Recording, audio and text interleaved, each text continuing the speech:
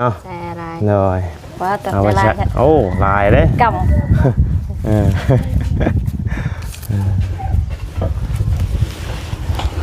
มีแต่ใบ10,000กีบดิ ำ ใบ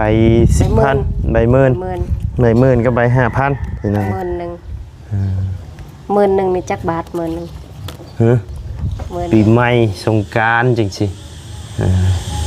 ไปเยี่ยมไปยามกันมันก็ต้องมีทางสันเนาะว้าวสิพาไปเที่ยวใช้สงกรานต์นี่จ้ะ จักเป็นว่าสิพาไปขอขมาพ่อแม่ไป อ๋อขอเข้ามาพ่อแม่เอาลูกชายไปนำบ่ ไปน้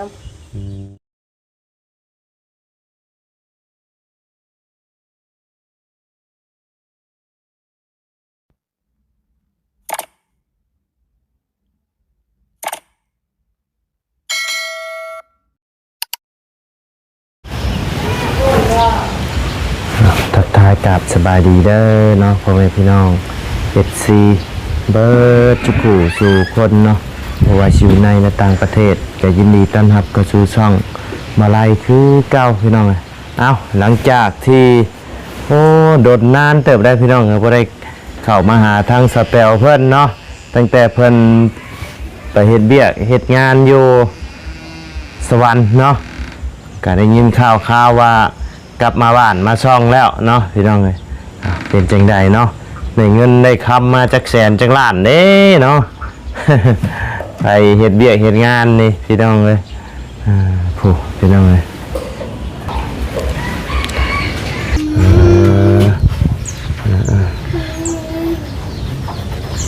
โอ้ยพี่น้องเลยเบาไปฮอดสิได้เชียลืมเปิด โอ้ยเนาะลืมเปิดไหม ลืมเปิดกล้องเป็นอะไรเวียกงานอยู่สวรรค์ยังจิลงไปอีกอยู่บ่ เลย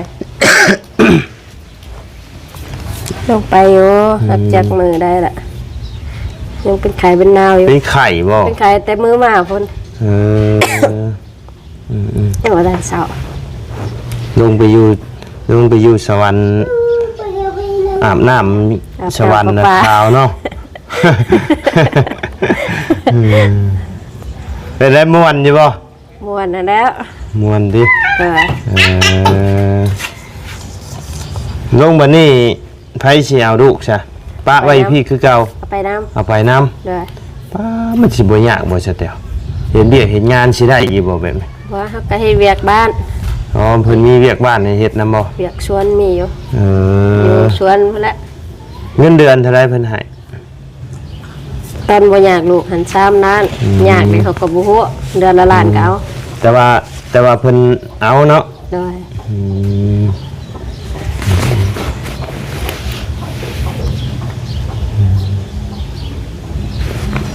ขึ้นมาได้จักมื้อน่ะ ขึ้นมาแต่วันศุกร์เดือนที่แล้ว มันชุกเดือนที่แล้วพุ วันที่เท่าไหร่ อ๋อ 18บ่7-18พุ่นน่ะ ขึ้นมารอบนี้สิใช้ก็ยังให้คือเก่าอยู่บ่สิใช้ยังแอบคือเก่าใครแน่บ่ แน่น่ะ อืม บ่จักความเนี่ย ได้เงินมาจากร้าน อันนั้นไป ล้านปลาย ริจบรถเทปกับไฟฟ้านี่แหละ ค่าไฟเนี่ย ค่าไผเท่าได้เพิ่นเอานำ 350,000 350,000 เนาะ แล้วซื้อรถถีบอีก ชื่อรถเทป900,000 ซื้อรถถีบให้ลูก เลย เบิดเลย เบิดกินยากอีกค่ารถอีกเบิด เฮ็ดได้จักเดือนไปเฮ็ดอยู่ ได้1เดือนกับ1มื้อ 1 เดือนกับ1มื้อ เลยว่าต้องเกิดงามแล้วคุณ ยัง ของปลูกก็เนี่ยงามนะ ลักชัรี่บ่ ยานมันบ่เกิดปุ่มใช่ ใช่ตอนนั้นเจ้าลงไปตอนนั้นมักชัรี่ท่านได้แก่แล้วเนาะ แก่แล้ว แก่แล้วบ่ ช่องเท้าเพิ่นว่าได้กินอยู่ ใครได้กิน เท้าช่องเท้าเพิ่นน่ะ เพิ่นมาเอาไปกินอยู่ติ เลย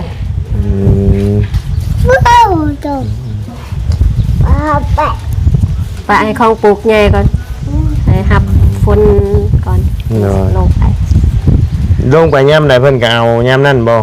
จะแล้วเพิ่นว่าเอาลงไปยามใดก็เอาเพิ่นว่าถ้าเบิ่งบัดยามเฮาสิลงอันนี้คันว่าเพิ่นบ่เปลี่ยนใจเฮาก็ลง เลย อยู่ก็ยังว่าได้อยู่บ้านเฮามันหายากแน่ แม่นค่าขายยังก็บ่พอได้ดอกเนาะ ด้วย ยิ่งมีลูกน้อยนะนี่โอ้ยทุนหายกำไรฮดที่ชื่อเครื่องมาขายตอนนั้นได้อยู่บ่กำไร ได้อยู่เงินที่ได้ก็ยังป่วยน่ะป่วยเทื่อนึงส่งแม่ลูกก็ไปเทอละล้านห้า อืม แล้วก็ซื้อข้าวก็บ่แม่นได้6ซอบพุ่นบ่ เออ ตื่นหายกำไรหด หมดบัดนี้ เออ แต่ยังดีเขาได้ข้าว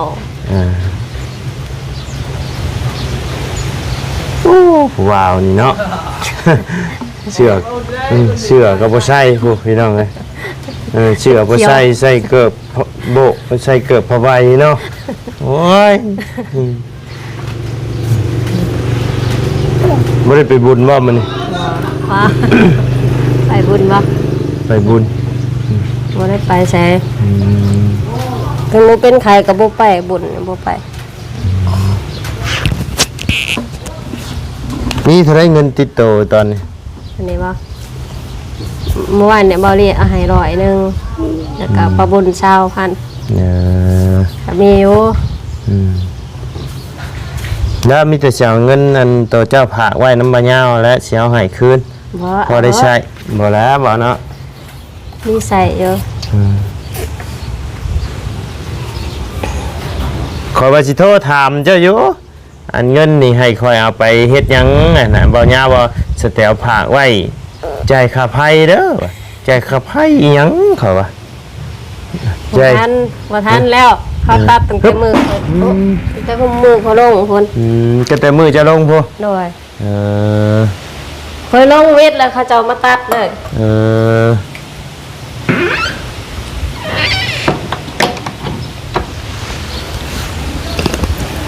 ไปบุญบ่สิใช่ฮะไปบ่ โมจบคารถ บุญบ้านนาเรือไปบ่วานนี่กะบุญบัตรมหาโชค เลย พาเมียไปจอนคำพี่น้องเลย เอารถไทยไป บ่แล้วรถจักรนี่นะมื้อนี้สิพาลูกไปนาเรือมื้อนี้มื้อวานนี่มันแดดแห้งก็ได้บ่ได้พาเพิ่นไปมันไกลแน่ เลย ก็บ่แรงมาสิพาเพิ่นไปนี่แหละ เห็นป่าเห็นบอกให้เขาไปกินเชียนอยู่โอ้เขาไว้เป็นไข่ สิไปอันนี้ละเอาเงินคืนสแตลก่อน บอกคืนเจ้าของคนพุ่นละ คืนเจ้าของไผ บ่ยาว ของบ่ยาวบ่ เลยเงินบ่ยาว บ่แม่นของเจ้าบ่ บ่เงินเพิ่น เงินเราบ่ เพิ่นเอาให้คอยบอกเอาให้เจ้า ห่านก็เราเอาให้เจ้าเลยเด้ก็เป็นของเจ้าแต่ว่า2 3 4 5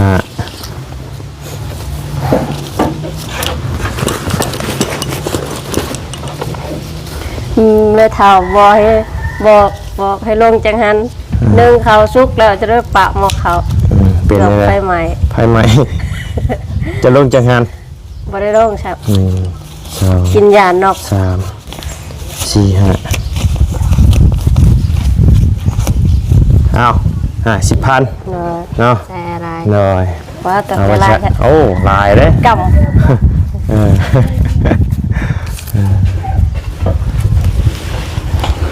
มีแต่ใบ10,000กีบเด้ ำ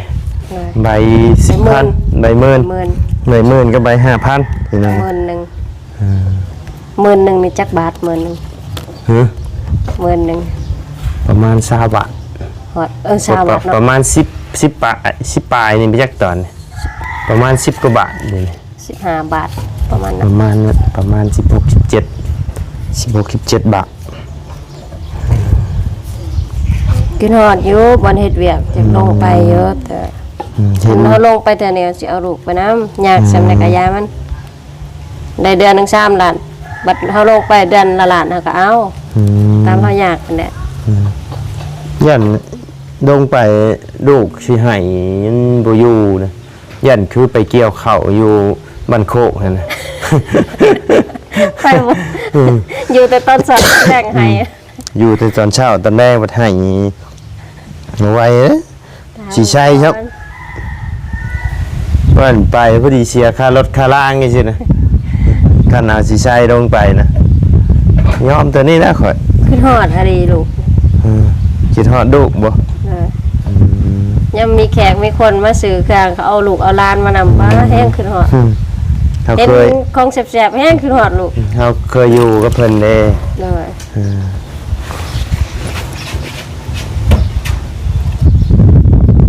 ฉันมีเวียกมีงานอยู่แถวใกล้ๆโรงเรียนนี่ยังมีไปบ่ ก็ไป ฮะ ไป ตอนแรงเข้ามาจังซี่นะ มีอยู่ช่วงหนึงช่วงคอยลงเฮ็ดเวียกหั่นเพราะว่ามีเดือนหนึง3ล้านได้ขายเครื่องอยู่โรงเรียน อืม ไปกลับ ไปกลับเอา ไปกลับ ก็คือสิทธิ์แถวห้านเวียดหั่นแหละ เนาะเจ้าว่าห้านเบียดขายไอ้อุปกรณ์นำมาจัก ขายขนม ขายขนม ขาย บ่ เครื่องส่ง ขายเครื่องส่งน่าจะเป็นนั่นพวกขนมนะ เลย เป็นน้ำเป๊ปซี่นั่นแหละคันนี้นี่ไปบ่ ไป เดี๋ยวสิลองถามเบิ่งให้เด้อ เลยแถวโรงเรียนยังว่าเฮาไปกลับได้ ไปกลับเอา สิหาเงินแต่งรถไฟฟ้าหั่นแหละรถถีบเฮาก็ไปได้เฮาก็ไปแต่เช้าเอารถถีบก็มีแล้ว รถถีบอะรถถีบนี่ เดี๋ยวสินั่นเนาะ แต่นี้ฮอดดอนปลายก็เช้าเมื่อยก่อนเราไปแต่เช้าเอา คิดว่าไปแห่กองอีตุ่มน้ำเขาเมื่อคืนบ่ได้ไปแล้วเนาะคาดุ เสียงใจตุ้มตั้มอยู่นี่นะนอนจนบ่หลับบ่ได้ไปมาแต่นั่นน่ะปวดหัวนอนเลยพี่น้องเพิ่นให้ไปโยแห่กองอีตุ่มเฮือนละคน มีแต่พอนะไปเต็มเมื่อวานนี่ ให้เมียนะไปโอ้เกือบขาดเลยด้วยนี่โอ้หอดมื้อใดนี่ เย็บเอา ยิบบ่ได้แล้วนี่นี่นะโยมโตเกือบจะขาดแล้วบัดนี้มีเงินชื่อ เอาบ่สิให้ยืม หืม นี่แล้วจักสิจุบจุ บ่ บ พอ บ่พอวะ บ่พอแล้ว เกือบแตะกับ80,000แล้วบ่ เกือบแตะก็90เลยของค่อยนี่บ่แม่นแชนนะบ่รุ่นค่อยใช้นี่ แสนปลายแล้วก็ใส่เกือบสาบุญเกือบปลาบุญแล้วก็บ่เตียงบ่เตียงซื้อให้ตั้งแต่ปูนพุ่นแล้วเปลี่ยนไว้ ตอนลงเงินสวรรค์บ่ บ่แต่อยู่กันเก่า คือแต่อยู่เฮือนเก่าพุ่นบ่ โดย ได้ไปเล่นอยู่บ่เฮือน เปลี่ยน พอ บ่ แม่นเฮือน ไปอยู่ เมื่อวานนี่เพิ่นขึ้นเฮือนบ่ โมโห บ่ได้ไปครับอะไรกับพี่น้องลงมาฮอดแล้วก็เมียว่าอยากไปเล่นบุญก็เลยพาเมียไปบุญไปหยังกลับมาค่ำแล้วก็บ่ได้มาแวะได้วานนี่ว่าสิมาแวะอยู่กลับมาค่ำแดดถ้าเบิ่งเพิ่นจูดบังไฟแสนอยู่บังไฟแสนมีอยู่หาว่างอ๋อจูดคักก็ดีเด้ โดย หากยังจูดบ่เบิดแล้วเมื่อวาน คำก่อนบ่ มันคำก่อน เพราะว่าบังไฟมี153บัง เป็นวัดดังเนี่ยเนาะ แม่นบัด ลาย เพิ่นเฮ็ดปีนี้ปีแรกเลยอ่ะวันที่11นี่ก็วันโคกใหญ่นี่ ไปบ่ จังว่าไปโอ้ เอา คือ รถ สิ ไทยไปบ่ โอ้ยอมได้รถไถ เบิ่งก่อนเงินก็บ่มีเด้ ถ้าเบิ่งในโทรศัพท์เอาหั่นแหละ เบิ่งในโทรศัพท์เอา เออ เวิร์ดดอกผู้ลงเลย เลย ทีมงานลง ไปบ่ฮอดดอก ทางเบิ่งคันมีแจกเครื่องแจกเงินน้ำมูน้ำคูก็สิได้ไปคันบ่มีก็อาจจะบ่ได้ไป เออ มีเงินพอจากใจได้ช่วงนี้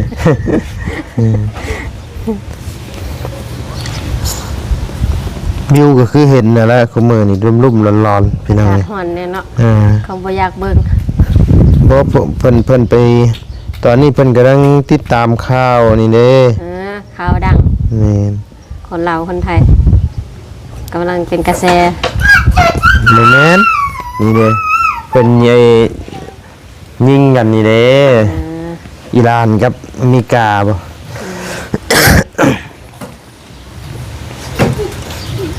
กำลังลบกันอยู่จังว่าจักยามใดเพิ่นสิยุติกะภาวนาให้ยุติไวๆเนาะอีหยังมันก็สิได้ลดลงน้ำมันก็ แพงหลาย ลิตรละ50เลยตอนนี้ เลย จนเหย้าเติมบ้านนี่100,000ขึ้นขีดเดียวอ่ะขี่ไปข้าวเดียวเบิดเลย บ่เฮ็ดได้บ่โกรไม่สิลาย มวนบ่อยู่น้ำประตูฮะ เป็นผู้ใหญ่ ว่าสิใช่ฮะมวนบ่อยู่น้ำประตูว้าว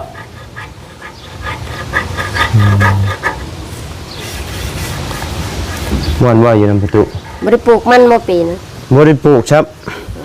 บ่มีทุน ทุนหายกำไรฮอด เดี๋ยวว่าน้ำมันก็แพงปีนี้ เพิ่นเอาค่าบุกเบิกก็แพงครับ5-6 ล้านโห ขุดเอา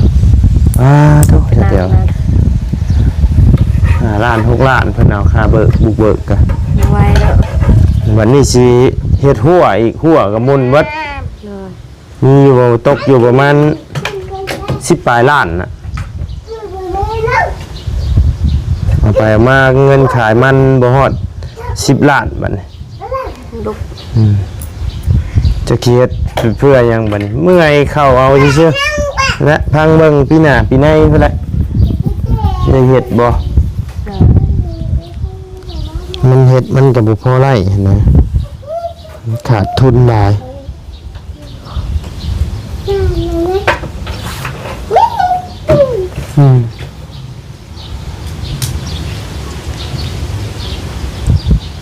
เจ้าสิเฮ็ดบ่หรือแม่ไปเฮ็ด คนเฮงแล้ว เจ้ามีทุนเจ้าก็ไปเฮ็ด ไปเฮงบ่มีเอามาแต่ซะ มีทุนแหละส่วนเมียขอเฮ็ดก็ได้ ปีหน้าก่อนปี ซอย นี้ยัง ซอยกันเฮ็ด ตั้งโตบ่ได้ซ้ำ เครื่องผ่านมันก็มีรถไถข่อยก็มีเลย เลย คะแนนมีทุนวะมันหนักยากน้ำทุนนี่แหละ อยากตอนนั้นแหละ ทุนกะบ่หลายดอกทั้งเฮ็ดหัวทั้งซื้อน้ำมักจับกะโอ้ เฮ็ดใหม่ไปได้หัวนะ เลย แล้วก็ลักอีกอย่างอีกโอ้หลายอยู่ประมาณประมาณ20ปลายล้านพุ่นแหละ พาต่อจบรถคันหนึง เอาแต่ว่าเฮาเฮ็ดหัวนะเฮาก็ได้เฮ็ดหลายปีเด้เฮาบ่ได้เฮ็ดแต่ปีเดียวเด้คันเฮาใส่น้ำมักจับมันก็ทนมันอยู่ได้ดน 4-5 ปีก็ยังบ่มุน ปะบุญบ่ ผู้ว่าโทรมาเลยให้แม่ไปครับผู้ว่านะ เบิ่งตัว ผู้ว่าบ่จัก ว่าน่ะ ใช่ผู้ว่าบ่ได้มาหาบ่เด่น มาอยู่ มาอยู่บ่ มาเท่านึง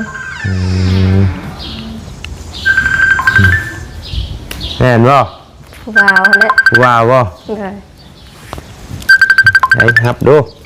ว่านะ ฮะอืม เจ๊ล็อกฉัน อืม นี่ล็อกฉัน คนใดคนวิวันดมเงี้ยวเห็นบ่ คนเก่านะ อืมแต่ขึ้นมานี่เจ้ามาพี่เจ้าเพิ่นขึ้นมาหาอยู่บ่ ขึ้นมาเท่านึง ขึ้นมาเท่านึง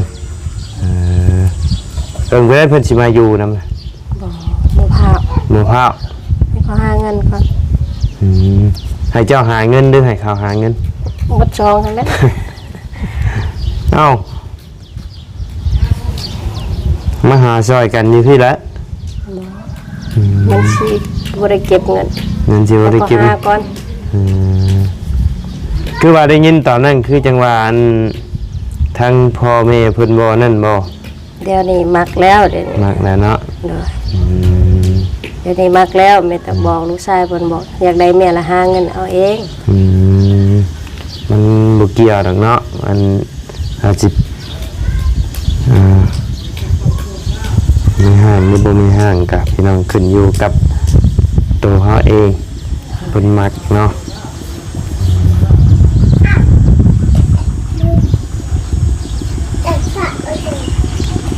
คือจังว่าพอยาวมาตอนนั้นคือจังว่าท้องบ่ บ่หนา บ่ได้ท้องบ่ บ่ นี่ท้องบ่ยักบ่สเตลบ่ได้ท้องบ่ม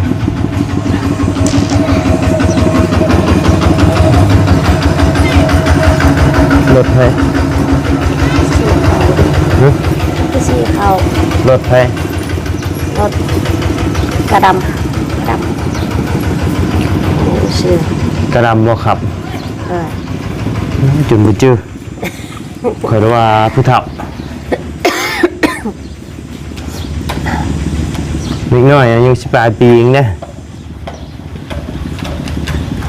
ก็ยังหนมก็ว่า เด้อเด็กน้อยบ้านเฮาทุกเวียกหลาย เฮ็ดเบียกหนักในแข่งและแข่งนายเนาะและอีกอย่างคนก็บ่ฮู้รักษาตัวเองหั้นนะฟังเทื่อ อยากเข้าไปในเมืองพุ่น ฟังเทื่อ3มื้อก็บ่อาบน้ำก็มี ดิเสร็จกโลไม่ได้มันขาดมันเจ็บ ก็โลแตกเด้ แล้วแตก มีไผแน่เข้ามาหาคุมื้อนี้ เพราะว่าปลาบุญกับบาวลี่มาจบเท่านั้น โดนมาจับเทีนึงเนาะ เนาะ มาไล่นี่โอ้โดนเติบได้พี่น้องอะอยู่ใกล้อยู่ห่างบ่ได้เข้ามาหาเพิ่น ไปหาดอกเจียวล่ะ ฮะเฮ็ดยังกันนะหายมาหน่อย เราให้มาหน่อยบ่ มาหน่อยนำ ให้ฮอดมาเนาะโอ้หันไปนำอีกละหันได้นำอีกละน่าเจ็ดในใดบัดโอ้มาแล้วกัน ชินกระเชีย อย่างน้ำก้นอยู่ฮึบฮึบฮึบฮึบฮึบโอ้โอ้ฮึบขังไว้ที่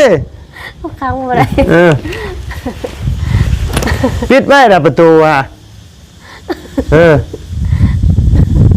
ประตูมีผู้ปิดเฮ้ยมันออกได้บ่ ได้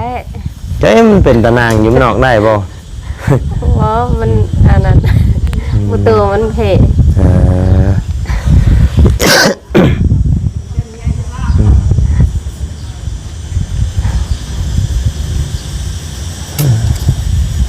คนนี้ไม่ตู้ก็เงียบแต่ว่าเงียบตื่นเช้ามาเว้นไป เงียบแล้วเราก็อยู่เงือกเงียบอยู่เราก็ อยู่แต่กับร้าน ปีนี้แห้งแล้วเราบ่มีผู้เฮ็ดให้เฮ็ดหน้าได้นี่เนาะ เลย แต่ปีที่แล้วยังว่าทองใสพี่น้องเอ้ยทองใสเฮ็ดแล้วเราก็เมื่อเราก็คือว่าเบิ่งคลิปสาบุญมาคือว่าทองใสสิลงกรุงเทพแล้วว่ะ เห็นแม่เฒ่าถามอยู่ว่าบ่ได้เบิ่งคลิปตรงไสบ่ขอบ่ จำไม่เท่าเพิ่นก็ถามอยู่บ่ ถามเพิ่นว่าคือฮอดบ่เคยเพิ่น ขึ้นฮอดแล้วเราก็เนาะ เคยอยู่นำกันคือฮอดเด้ คือว่าเมื่อนั้นคือจังว่าทางเพิ่นมาขอสาผลบ่มันแม่นบ่ โอ้โหก็บ่ได้มา เราเอาผัวอีกได้แล้วเราเอาผัวเลย เอาแต่แท้ให้เขาเอาก่อน เดี๋ยวจะเอาน้ำหนังเจ้าเนาะ เลย เบิ่งคบหาดูเบิ่งใจกันไปก่อน เบิ่งเฮิงก่อน แล้วแต่งแล้วอยากแยก จังหน่อย ปริอายแขกคนค่ะ จังหน่อยมันสิเป็นคือเก่าเนาะเอาใจห่อนเกินกะเบิ่งก่อนเบิ่งกันไปดนๆก่อน หาเงินก่อน เลยหาเงินหา เรียน คำ สิ ก่อน ใช้ได้ก่อน เบิ่งก่อนว่าเพิ่นเป็นคนแบบใดนิสัยแบบใด ว่าสิเลี้ยงเฮาได้บ่นิสัยแบบใด เพิ่นก็กินเหล้าสูบยาอยู่บ่ เบียร์ให้กิน เบียร์ ย่ำแบบมีแขกคนมากิน ยาได้สูบอยู่บ่ จะสูบบ่ได้สูบ บ่ได้สูบเนาะ เลย ยามาเด้ บ บ่ฮู้แล้วบ่ได้อยู่นำเขา บ่ได้อยู่นะ ก็บ่ได้อยู่นำเขา เจ้าก็เคยถามเพิ่นอยู่บ่ ก็ถามหมด ถามเบิดเพิ่นว่าบ่เนาะ เนาะ ดาวเวียมันเป็นเรื่องธรรมศาสตร์อยู่แล้วมีเวียกมีงาน เนาะ สร้างสรรค์กันเล็กๆน้อยๆก็กินได้โยพี่น้องเอ้ยแต่อย่าว่าเศร้าเบียร์แรงเบียร์นี่ก็โอ้บ่ไหวคือกันนะมีเวียกมีงานเป็นบุญเป็นศีลเนาะเฮาก็สร้างสรรค์กันปีใหม่สงกรานต์จังซี่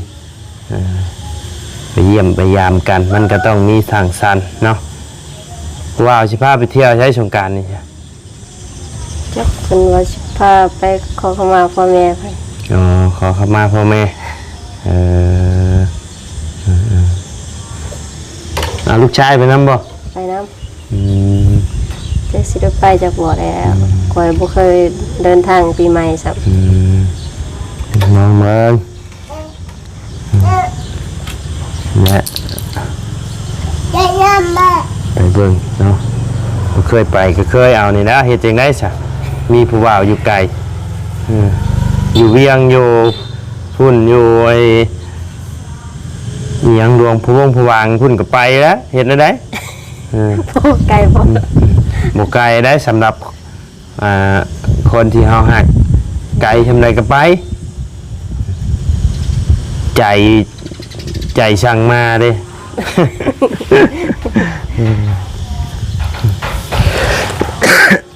เอาจังไดก็ขอให้เป็นอีหยังล่ะเพิ่นเอิ้นขอให้เป็นสายแน่นเนาะวันนี้เนาะ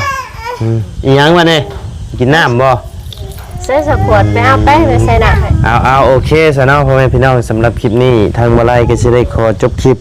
ปิดคลิปลงไว้เพียงสำนี้ก่อนพี่น้องเอ้ยพบเจอกันคลิปหน้าเด้อเนาะสบายดีเด้อสแตลเด้อโดยไปพี่น้องเอ้ย